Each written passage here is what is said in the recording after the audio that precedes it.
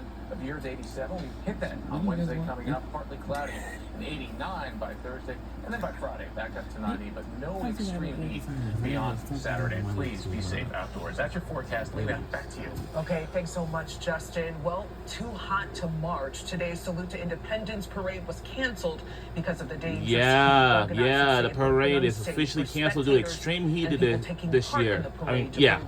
This year, today. So now, let's listen to what they have to say right now, because they have managed to cancel the parade. Let's see what they have to say. As you can imagine, a lot of feelings, a lot of mixed emotions, but we talked to a whole bunch of performers. They're obviously disappointed. They made some alterations and adjustments to their costumes and outfits to be able to walk. So, and a lot of these folks came here from far away. You can see the sign over here telling everybody that comes by that the parade has been canceled. They did move it back, or at least move it up an hour to 11 o'clock at one point, and then they just decided that it was just not safe enough.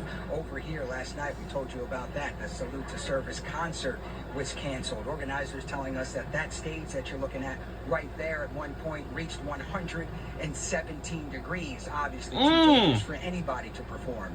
Earlier today, we had the chance to talk to the CEO of Welcome America about the decision to cancel the parade. Obviously, it comes down to health and safety. Listen to the CEO. We looked at the weather and what it was shaping up to be today. We also looked at the experience that we had yesterday. The stage on Independence Mall yesterday for the Queen Latifah concert, we had to stop that because the top of that stage reached 117 degrees yesterday. And we had crews out there, lifting things and unpacking things, and they just had to stop. It just became too dangerous. And so we looked at that. We looked at what happened in Berks yesterday, and our heart breaks for those folks. That was a terrible experience, and we wish them a speedy recovery, and we hope that everybody's okay. But we look at the world around us, and we saw what happened. Our parade is, 1,000 times bigger than that one, and it has almost 10,000 participants. It takes 3 hours, and so when you look at the weather and you think you're going to be out here that long, it just became too dangerous. We couldn't guarantee our guest safety. So there you go, right there, a very detailed description of why organizers decided to cancel the parade. There was floats that were out and about earlier today as well. You're looking at some video of that. We do know that we talked to the parade producer earlier this week. They did take precautions earlier. They shortened the route from 2.4 miles to 1 mile, so they were doing things in advance of this heat wave, but in the end it just became too much for folks to be out here for too long. We talked to a guy who deals with the audio for the parade. He was obviously disappointed. Here's what he told us about the cancellation. Now let's listen in. I feel really, really bad for the people the float people and the people put all the work into decorating and planning. It's just a shame. It's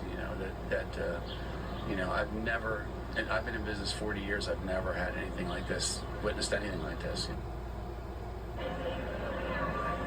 Yeah, you hear the disappointment. A lot of folks disappointed, but the show will go on. There are still lots of people out and about. We're inside the visitor center right now. As you can look around, this is one of the few areas where you can get out of that sun, even if it's for a couple of minutes to cool down, get that water break, do anything you can to get out of that intense sun and intense heat. Of course, what everybody else is asking now is, what about Pops on Independence? That concert is scheduled for 8 o'clock tonight. They pushed that time back 2 hours just in case because of the heat. Yesterday that Salute to Service concert was canceled around 5:30 or so last night ahead of the 8 o'clock concert. We'll see what happens later on today. For now, we're live inside the visitor center. Aaron Basker from NBC 10 News. Your heart just breaks for Wow. Yeah, a lot of heartbreaking for folks, everyone. If they're at the visitor center to get cool them off. I know that's right, yeah.